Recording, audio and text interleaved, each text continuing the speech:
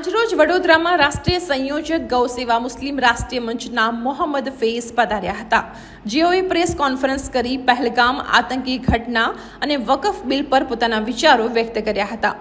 મુસ્લિમ રાષ્ટ્રીય મંચના રાષ્ટ્રીય સંયોજક મોહમ્મદ ફૈઝે જણાવ્યું હતું કે આતંકવાદી દેશનું બીજું નામ પાકિસ્તાન છે। પહેલગામમાં જે રીતે ધર્મ પૂછીને આતંકીઓએ નિર્દોષ લોકોને ગોળી મારી હતી તેનો ભારત બદલો લેશે। મોહમ્મદ ફૈઝે દાવો કર્યો હતો કે પાકિસ્તાનના 5 ટુકડા થશે અને ભારત બલોચિસ્તાન અને પીઓકે પાછું લેશે। તેઓએ વકફ બિલનું પણ સમર્થન કરી મુસ્લિમ પરિવારોને રસ્તા પર ન ઉતરવા અપીલ કરી હતી।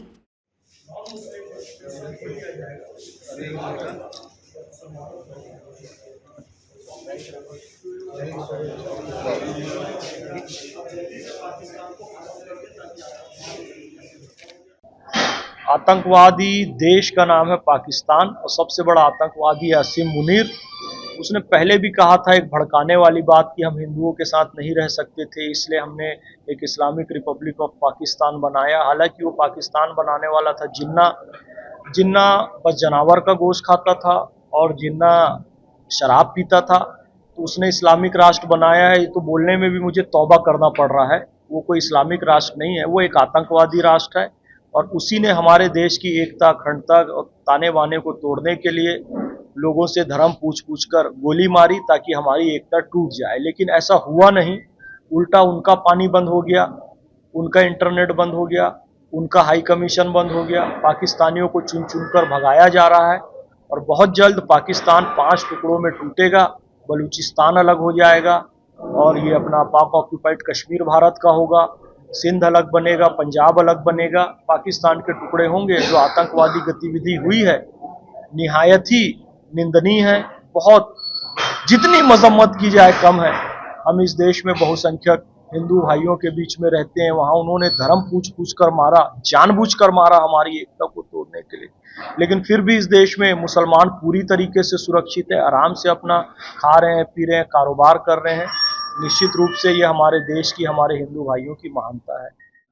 बिस्मिल्लाहिर्रहमानिर्रहीम। जो वक्फ अमेंडमेंट एक्ट 2025 आया है वो मुसलमानों के हक में है और अब इससे पारदर्शिता आएगी। लगभग 8 लाख एकड़ भूमि वक्फ के पास है। सेना के बाद और रेलवे के बाद सबसे ज़्यादा भूमि है, लेकिन मुसलमान सबसे ज़्यादा गरीब है क्योंकि इसका मैनेजमेंट सही तरीके से नहीं हो रहा था। अब ये कानून बनने के बाद इसका मैनेजमेंट सही तरीके से होगा। कलेक्टर देखभाल करेगा, controller and auditor general CAG इसका ऑडिट करेंगे।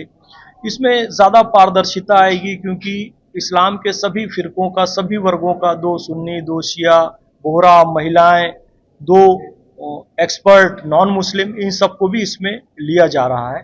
और एक बात तो बार बार गलतफहमी फैलाई जा रही है कि इस्लाम में हस्तक्षेप है, मस्जिद, दरगाहें, खानकाहें छीन ली जाएगी।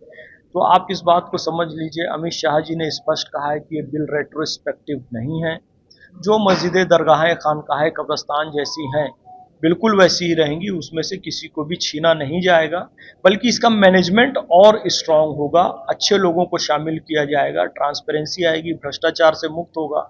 मेरा नाम मोहम्मद फैज खान है, मैं मुसलमान हूँ, भारतीय मुसलमान हूँ। आज से 800 साल पहले हम लोग हिंदू थे। हम लोगों ने ख्वाजा गरीब नवाज अजमेरी, ख्वाजा मोइनुद्दीन चिश्ती, उनके हाथों हम लोगों ने इस्लाम कबूल किया है, हमारे बाप दादाओं ने, आज से 800 साल पहले। उस दर से उनकी जो औलाद है दीवान साहब नसीरुद्दीन चिश्ती साहब, उन्होंने कह दिया है कि ये मुसलमानों के हक में है। तो जहां से हम मुसलमान बने उसी दर से आदेश आ चुका है।